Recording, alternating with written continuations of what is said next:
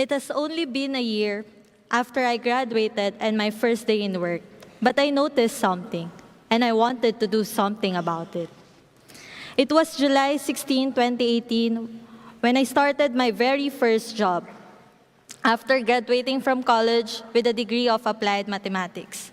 It was a shock for me since I will be entering a government agency, and that is the Philippine Health Insurance Corporation, or PhilHealth, which caters more than 90% of the Filipinos' healthcare. As part of the training, my task is to receive all the incoming documents, both from internal and external sources. What caught my eye is the never-ending complaint, at an average of 10 complaints per day. These complaints came from the poor marginalized sector of our country, asking us, PhilHealth, why they didn't get the benefits that they deserve. I also wondered and asked myself about these questions. Let me start off by giving you a brief background of the healthcare in the Philippines. Around 20 years ago, the Philippine government only spends 4.7% of its total budget to health expenditure, despite having the fact that the mortality rate is about 6.1%. That's why the National Health Insurance Program was born for all the Filipinos.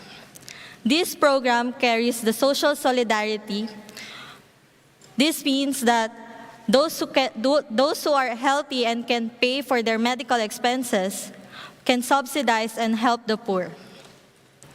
But still, there is a gradual increase in the number of deaths in the Philippines, and it was commonly seen in the poor and rural areas of the country. According to World Health Organization, equity is the quality of being fair and impartial among groups of people. And when you say health equity, it simply refers to equity in health. Or ideally, everyone have the potential to attain their full health potential. With this kind of definitions, has the Philippine government really achieved health equity? Why is it really important to attain health equity? First, it increases life expectancy rate. If the poor and the rural areas experiencing what the privileged ones are experiencing right now, then they could have lived at 10 or 20 years from now. Second, it can create harmonious environment, and it can create a healthy country, which will be good for the economy also. Lastly, it will lead to another notion or concept of equity.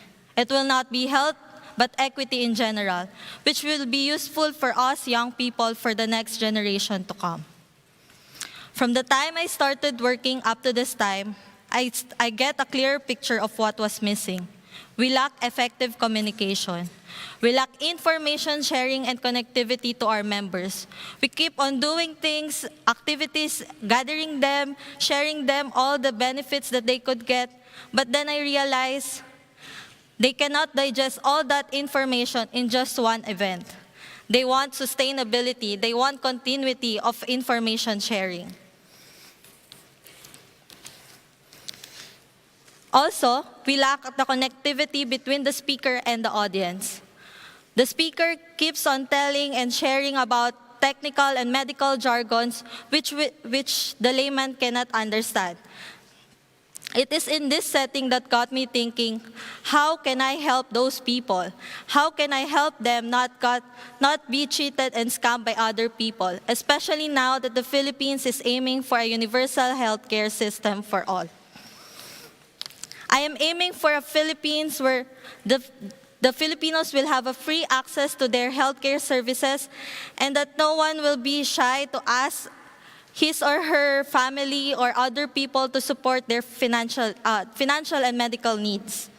I want the young people to see the importance of health equity and be the catalyst for promoting this health equity. Now that I work in this industry, in the government, and as I volunteer in the YMCA, I am thinking of ways on how can I help these people. First, in my work as a social health insurance officer, I want to inform all those Filipinos, especially the young people, on how to process, avail, and claim their benefits in the language that they will be able to understand it.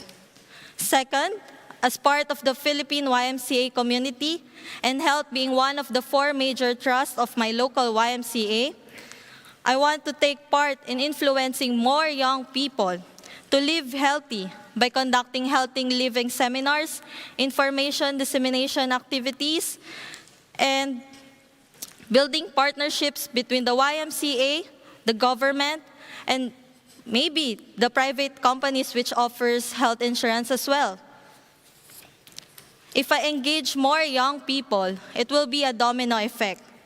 And the information will continue to pass through until it reaches all the Filipinos so that they will know what they deserve, and that is a quality health service. In closing, I want to share with you this message from the Philippine Secretary of Health, that health is everyone's business. Health systems only works together if everyone is working together to ensure that no one is left behind. Let us all be healthy and serve the people. Thank you.